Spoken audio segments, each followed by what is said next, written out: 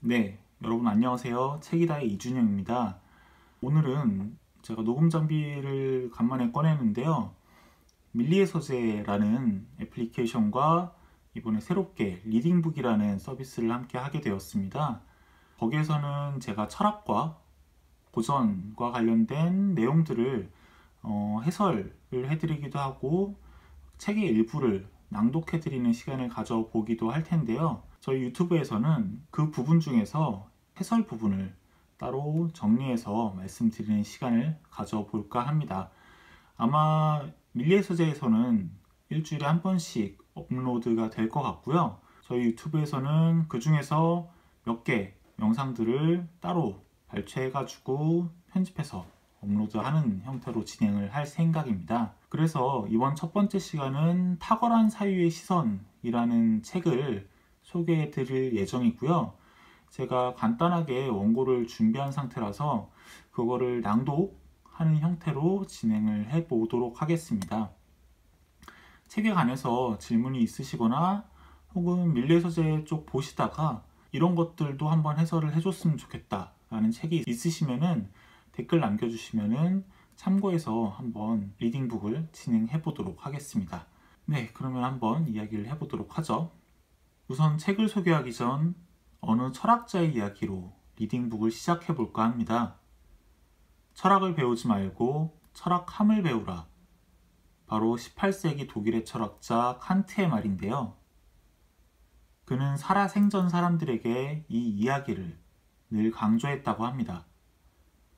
철학과 철학함, 비슷해 보이는 두 단어는 과연 무엇이 다른 걸까요? 칸트는 여기에 대해 이런 설명을 내놓습니다. 철학함을 배운다는 것은 자기 이성을 스스로 사용함을 배운다는 뜻이다. 즉, 철학함을 배우고 철학을 한다는 말은 그저 남의 사상을 배워 비슷하게 흉내내거나 자신의 생각인 것처럼 포장하는 것이 아닌 자신의 힘으로 사유하고 그 체계를 세워가는 과정이라는 것이죠. 물론 그렇다고 철학의 역사와 철학자들의 생각을 모조리 다 무시할 수는 없을 겁니다. 철학이란 우리보다 시대를 앞서 살았던 인물들이 변화하는 혹은 변화해야 할 세계와 인간을 치열하게 고민한 결과물이기 때문이죠. 더군다나 철학과 우리 삶에는 여전히 해답조차 찾지 못한 여러 문제들이 산적해 있습니다.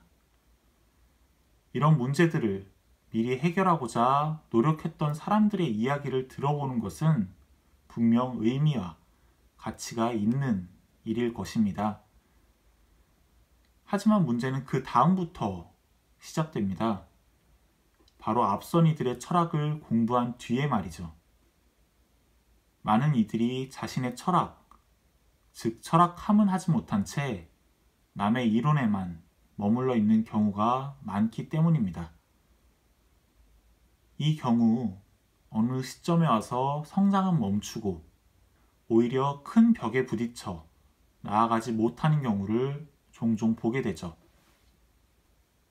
아울러 이는 비단 어느 개인 혹은 철학이라는 단일 학문의 문제로만 볼 수 없다는 생각이 듭니다.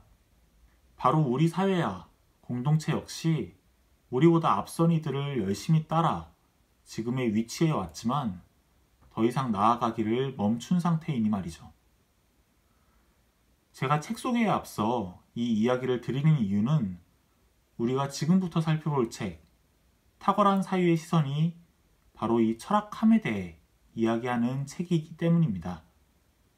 이 책은 서강대학교 철학과의 명예교수이자 인문, 과학, 예술, 혁신학교인 건명원의 초대 원장이신 최진석 교수님께서 쓰신 책입니다.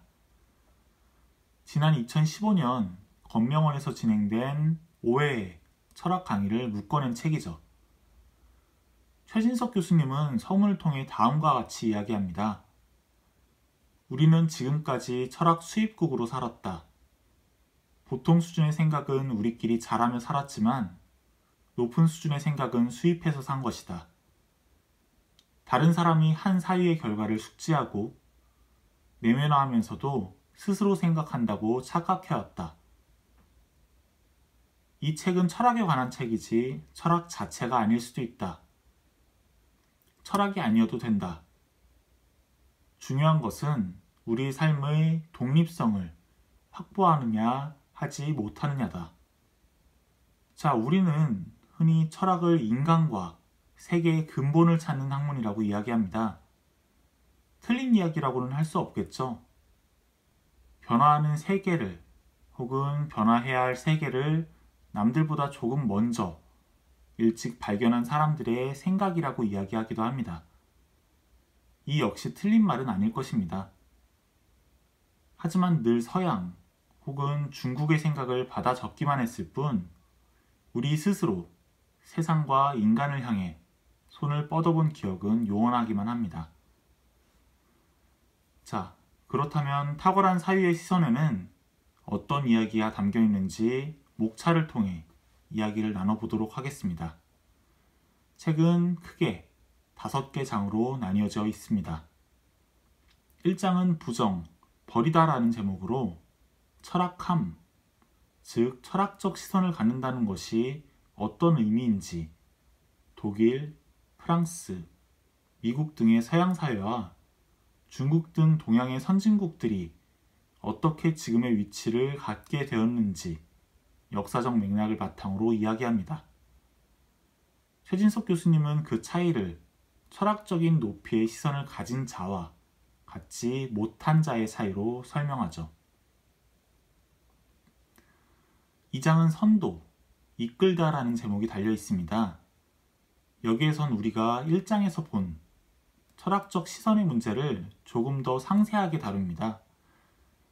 철학적 시선을 갖춘다는 것은 궁금증, 즉 질문을 가지고 있다는 것이며 이를 통해 시대의 의식을 포착하고 창의적 시선을 가지고 있다는 뜻이라는 건데요. 최진석 교수님은 우리가 이를 토대로 나와 국가가 조금 더 높은 위치로 나아갈 수 있다고 이야기합니다. 우리가 중진국의 위치에 머물러 있는 이유 역시 단지 앞선 이들을 따라만 왔을 뿐 이런 질문과 창의성을 갖지 못했기 때문이라는 것이죠. 3장은 독립, 홀로서다 라는 제목입니다. 여기서부터 최진석 교수님은 우리가 어떻게 철학적 사유의 높이를 가질 수 있게 될지를 이야기합니다. 교수님에 따르면 우리는 조금 더 높은 사유를 얻기 위해 익숙한 것을 떠나 스스로 독립할 줄 알아야 합니다. 독립이란 어떤 것에도 의존하지 않고 자신의 힘으로만 책임성 있게 도도하게 우뚝 서는 것을 말하는데요. 이러한 독립을 위해 반드시 필요한 자세가 바로 고독입니다. 서양 최초의 철학자라고 불리는 탈레스는 모든 사람들이 세상의 형성 원리를 신이라고 이야기할 때 물이라는 엉뚱한 대답을 내놓았습니다. 오늘날의 관점에서는 말도 안 되는 이야기처럼 느껴질 수도 있지만 이건 그가 홀로 고독하게 사유하며 세상을 관찰한 결과였죠. 용기 있게 고독을 자초한 결과 남들과는 다른 답을 내놓을 수 있었고 세상과 인간을 다르게 바라보는 철학의 물꼬를 틀 수 있었던 겁니다. 이어서 4장은 진인, 참된 나를 찾다 라는 제목을 가지고 있습니다. 일본 스모 역사상 최고의 기록인 69연승을 거둔 후타바야마 선수가 연승 기록을 마친 뒤 지인에게 친 전보, 내가 나무닭의 경지를 지키지 못했다라는 말과 그 이야기가 담긴 장자 속 일화를 통해 우리가 어떤 태도로 독립적인 삶을 유지해야 하는지 이야기하기도 하며 세월호 사건 당시 최진석 교수님께서 본 우리 사회의 어떤 단면을 통해 여전히 요원한 선진국의 길에 대해 말하기도 하죠. 그리고 마지막 5장은 문답이란 제목으로 당시 수업을 들은 학생들과 교수님의 다양한 질문 그리고 대답들이 담겨 있습니다. 사실 낭독 부분을 같이 이야기 드렸으면 훨씬 내용을 설명해 드리기가 쉬웠을 것 같은데 저작권 문제가 조금 걸려 있기도 하고 그래서 여기서는 간단하게 제 해설만 말씀을 드리게 됐고요. 낭독이 같이 궁금하신 분들은 밀리의 서재에서 탁월한 사유의 시선을 검색하신 뒤에 리딩북을 함께 들어보시면 훨씬 더 재미있게 이야기를 들어보실 수 있으리라 생각을 하고요. 그리고 개인적으로 이 책은 굳이 뭐 밀리의 서재가 아니더라도 제가 한 번쯤 소개를 해드리고 싶었던 책입니다. 그러니까 철학이라는 지식이 아니라 철학함이라는 지혜가 때로는 필요하다고 생각을 하는데 그런 부분들이 굉장히 잘 담겨 있는 책이라는 생각을 하고요. 한 번쯤 기회가 되신다면 꼭 책을 구매하시거나 혹은 밀리의 서재 구독을 통해서 내용을 읽어보시고 최진석 교수님께서 어떤 말씀을 하셨는지 한 번쯤 꼭 들어보셨으면 하는 바람입니다. 네, 끝까지 들어주셔서 감사하고요.